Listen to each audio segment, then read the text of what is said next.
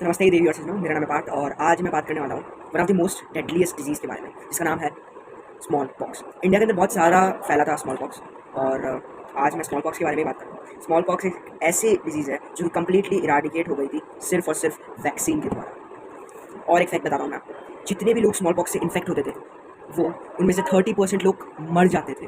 जी हाँ, 30% लोग मर जाते थे। रिसर्चर्स ने एग्जामाइन किया है मम्मीज़ के ऊपर, इजिप्शियन मम्मीज़ होती है उनके ऊपर एग्जामाइन किया है कि there are blisters on their body, means उस समय पे भी स्मॉल पॉक्स जैसी कोई बीमारी हुआ करती थी। और एंशिएंट संस्कृत टेक्स्ट के अंदर भी हमें इस डिजीज़ का उल्लेखन दिखता है जो कि करीब 1500 BC के आसपास का है। सो हम देख सकते हैं कि ये जो डिजीज़ है वो मैनकाइंड को बहुत समय से पहले से ही परेशान कर रही है और कर रही है, लेकिन वैक्सीन की वजह से इसका इफेक्टिवनेस लोगों के ऊपर कम हो रहा है। So how the vaccine was created, वो मैं आपको बताता हूँ। तो एक बहुत ही ज़्यादा क्यूरियस साइंटिस्ट है जिनका नाम है एडवर्ड जेनर।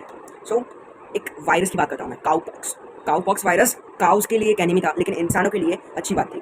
काउ के लिए एनिमी, इंसानों के लिए अच्छा, ऐसा कैसे? तो काउपॉक्स वायरस बहुत ही अच्छी चीज़ थी इंसान के लिए, वो मैं आपको आगे बताता हूँ। सो एडवर्ड जिनर जो कि एक साइंटिस्ट था, उसने एक बहुत ही ज़्यादा इंटरेस्टिंग थिंग ऑब्जर्व की कि milk maid who are exposed to cowpox virus in cows who had cowpox did not develop smallpox. Means milk maid जो कि एक्सपोज हो गए हैं काउपॉक्स वायरस से, जिन उनके काउस के अंदर जो काउस है मिल्क मेड की, उनको काउपॉक्स हो गया है, तो उनके अंदर स्मॉल पॉक्स डेवलप नहीं हो रहा है, यानी कि काउ पॉक्स की वजह से स्मॉल पॉक्स रेजिस्ट हो रहा है। सो ऑन May 14, 1976 जेनर ने एक फ्लूइड लिया काउ पॉक्स ब्लिस्टर में से।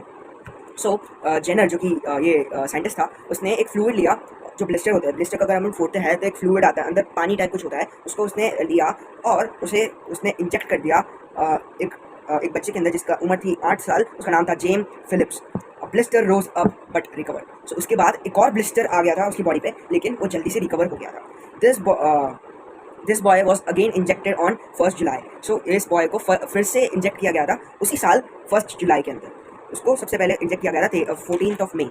फिर बाद में हुआ यूँ कि इस time smallpox matter no disease develop, means इस टाइम स्मॉल पॉक्स डेवलप ही नहीं हुआ उसके बाद। और this is what we call today vaccine. So what is vaccine? Vaccine एक ऐसी चीज़ होती है जिसके अंदर एक डिजीज़ का ही माइक्रोब को लिया जाता है, उसे वीकन किया जाता है, उसे काट के एक वैक्सीन बनाई जाती है, जिसकी वजह से वो वीक हो जाता है, लेस स्ट्रॉन्ग हो जाता है, और उसे हमारी बॉडी के अंदर इंजेक्ट कर दिया जाता है, जिसकी वजह से हमारी बॉडी उससे कुछ हार्म तो नहीं होगा उस वैक्सीन से, लेकिन हमारी बॉडी ये सीख जाएगी कि कैसे उससे लड़ा जाए।